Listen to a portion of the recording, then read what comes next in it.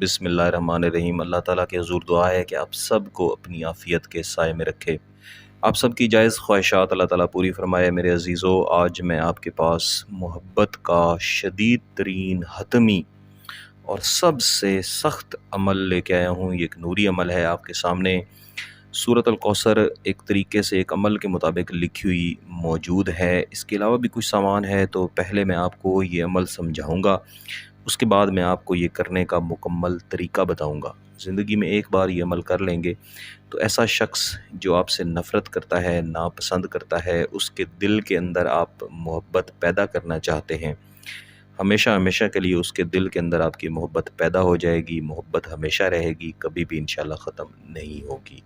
اور جو ناپسند کرتا ہے، جو نفرت کرتا ہے، وہ صرف اور صرف محبت کرے گا، اس کی مجبوری بن جائے گی کہ آپ کو چاہے، آپ سے پیار کرے، لیکن اس کا مقصد جو ہے وہ صرف اور صرف جائز ہونا چاہیے۔ یعنی شادی کا مقصد ہے تو یہ کریں، کسی کی زندگی خراب کرنے کا مقصد ہے تو ایسی صورت میں نہ تو اجازت ہے اور نہ ہی اس کا اثر ہوگا۔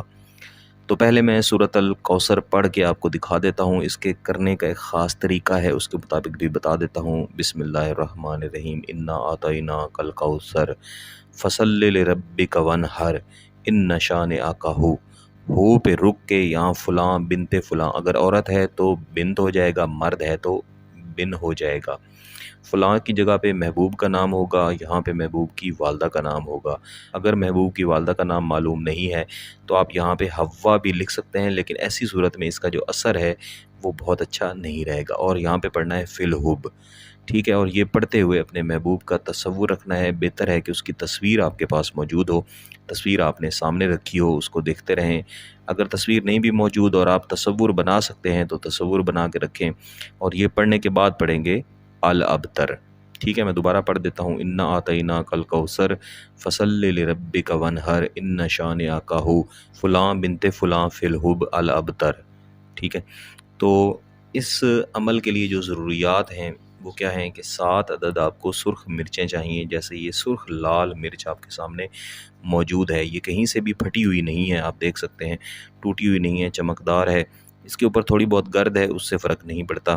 اس کی ڈنڈی بھی جو ہے وہ بالکل اس کے ساتھ جڑی ہوئی ہے، یہ ٹوٹی ہوئی نہیں ہے۔ اور ایک نیا بلیڈ ہے، جو بلیڈ پہلے کبھی بھی استعمال نہ کیا گیا ہو۔ اس کے بعد ایک آپشنل چیز ہے کہ کالا کپڑا اگر آپ کے پاس ہے تو بھی ٹھیک ہے، نہیں ہے تو بھی ٹھیک ہے۔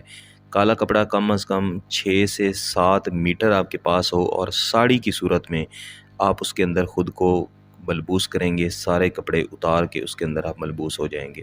اگر آپ ایسا نہیں کر سکتے تو کالے رنگ کا لباس بھی آپ پہن لیں، وہ کافی ہے۔ اگر آپ کالا کپڑا نہیں پہن سکتے، نہیں پہننا چاہتے، آپ کے پاس موجود نہیں ہے، تو اس کے بغیر بھی یہ عمل ہو سکتا ہے، لیکن عمل کا زیادہ اثر ہوگا اگر آپ یہ کام کر لیں گے۔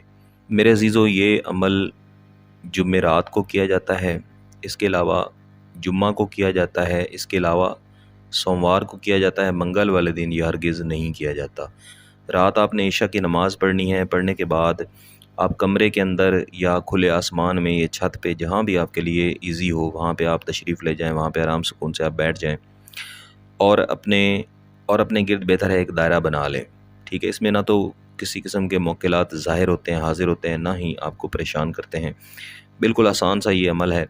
آپ نے سب سے پہلے ایک مرچ کو اٹھانا ہے، اپنے سامنے رکھنا ہے، ایک ہاتھ میں آپ نے بلیڈ پکڑنا ہے، ایک ہاتھ میں مرچ کو پکڑنا ہے، اور اپنے محبوب کا تصور کر کے ایک بار آپ نے یہ صورت یہاں سے لے کے یہاں تک اس طرح پڑھنی ہے جیسے پہلے میں نے آپ کو پڑھ کے بتائی۔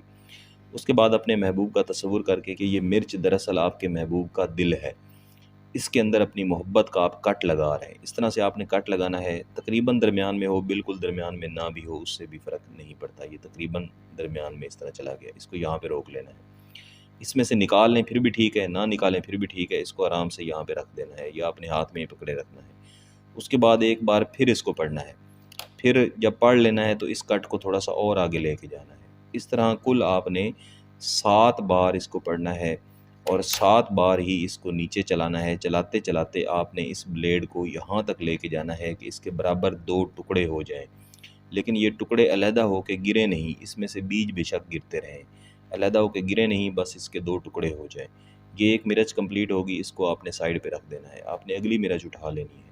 اسی بلیڈ کے ذریعے آپ نے یہی عمل جو ہے یہ ریپیٹ کرنا ہے، 7 بار دوبارہ آپ نے پڑھنا ہے۔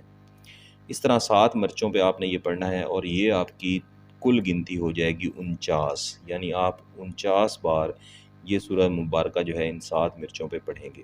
یہ کرنے کے بعد آپ ان 7 کی 7 مرچوں کو ایک ساتھ اٹھائیں گے۔ پہلے اپنے کپڑے چینج کر لیں، اگر آپ نے سیاہ کپڑا پہنا ہوا ہے کپڑے چینج کر لیں۔ اس کے بعد بہتر ہے کہ آپ لکڑی کی آگ جلائیں۔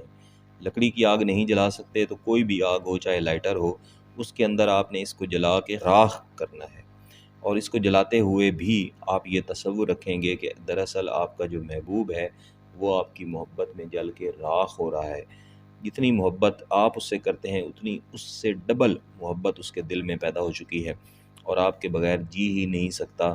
میرے بھائیو، جس طرح یہ مرچ کڑوی ہوتی ہے، اسی طرح آپ کی محبت کی جو مٹھاس ہے پریشانی میں مبتلا رکھے گی۔